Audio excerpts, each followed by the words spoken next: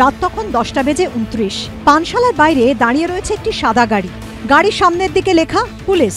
গাড়ির মধ্যে তুলে নেওয়া হয়েছে এক ব্যবসায়ীকে। চলছে ধস্তাধস্তি। বাইরে ছোটাছুটি করছেন দুজন যুবক। খাস কলকাতায় ফের ফিল্মি কায়দায় অপহরণের অভিযোগ। গান পয়েন্টে রেখে অপহরণের অভিযোগ ব্যবসায়ী। শুক্রবার রাতে চাঞ্চল্যকর ঘটনাটি ঘটে হরিদেবপুর কবরডাঙ্গার একটি পানশালার সামনে। পুলিশের দেওয়া সিসি ক্যামেরার ফুটেজে ধরা পড়েছে ঘটনার মুহূর্তের ছবি। খাস কলকাতায় গান পয়েন্টে রেখে অপহরণের ঘটনা। গতকাল রাতে পুলিশ সূত্রে যেটা খবর পাওয়া যাচ্ছে যে এই পানশালার নিচেই এক যুবক, সে যখন নামে সঙ্গে সঙ্গে ৩-৪ জন দুষ্কৃতী ওই যে ভিকটিম ছিল তাকে জোর করে ওই গাড়িতে তোলে। পুলিশ সূত্রে খবর, বন্ধু বান্ধবদের নিয়ে রাতে ওই পানশালায় গিয়েছিলেন এক ব্যবসায়ী। তার দাবি, খাওয়া দাওয়ার পর বাইরে বেরোতেই গান পয়েন্টে তাকে একটি গাড়িতে তুলে নিয়ে চলে যান কয়েকজন যুবক। তার বন্ধুরা খবর দেন হরিদেবপুর থানায়। পুলিশের দাবি, সিসিটিভি ফুটেজ দেখে এবং মোবাইল ফোন ট্র্যাক করে ধাওয়া করা হয় গাড়িটিকে। বেগতিক দেখে মাঝ রাস্তায় গাড়িতে ব্যবসায়ীকে রেখে চম্পট দেয় অপহরণকারীরা। পুলিশ ব্যবসায়ীকে উদ্ধার করার পাশাপাশি বাজেয়াপ্ত করেছে গাড়িটি। ৩ জন ইতিমধ্যেই গ্রেফতার হয়েছে। পুরো ফিল্মি কায়দায় অপহরণ, স্করপিও গাড়ি ব্যবহার, গান পয়েন্টে রেখে অপহরণ করে অপহৃতর কাছ থেকে মুক্তিপণ চাওয়া ২০ লক্ষ টাকা, কিন্তু শেষ রক্ষা হলো না। পুলিশ সূত্রে খবর, আজাদগড়ের বাসিন্দা ওই ব্যবসায়ীর কাছ থেকে ২০ লক্ষ টাকা মুক্তিপণ চাওয়া হয় বলে দাবি করেছেন তিনি।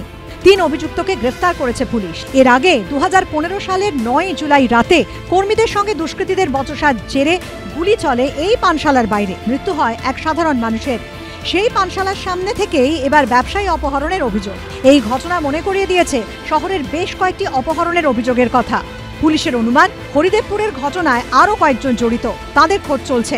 ধৃতদের এদিন তোলা হয় আলিপুর আদালতে। পার্থপ্রতিম ঘোষ, ময়ূখ ঠাকুর চক্রবর্তী ও প্রবীর চক্রবর্তীর রিপোর্ট, এবিপি আনন্দ, কলকাতা। বাংলা চেঁচামেচি চায় না, বাংলা খবর চায়। বাংলা খবর, বাংলার খবর। সত্য অন্তহীন, সত্যের খোঁজও তাই। সত্য সন্ধানে তাই আমরা অক্লান্ত, অকুতভয়। এবিপি আনন্দ নতুন ভাবনার প্রতীক, যা মনে মুক্ত, তথ্যে যুক্ত এবং যাবতীয় সীমানার বাঁধন থেকে মুক্ত। সীমা না শব্দটির মধ্যে লুকিয়ে আছে মানা শব্দটি, যেন চোখ রাঙানি এক অদৃশ্য বেড়াজাল, যা আটকে রাখে আমাদের এক ছোট্ট গণ্ডির মধ্যে। একমাত্র সঠিক খবরই গড়ে তুলবে এক মুক্ত সমাজ। সেই জগৎ গড়ার লক্ষ্যে কোনো সীমানার ঠুকুটি আমরা মানব না। এবিপি আনন্দ এগিয়ে থাকে, এগিয়ে রাখে।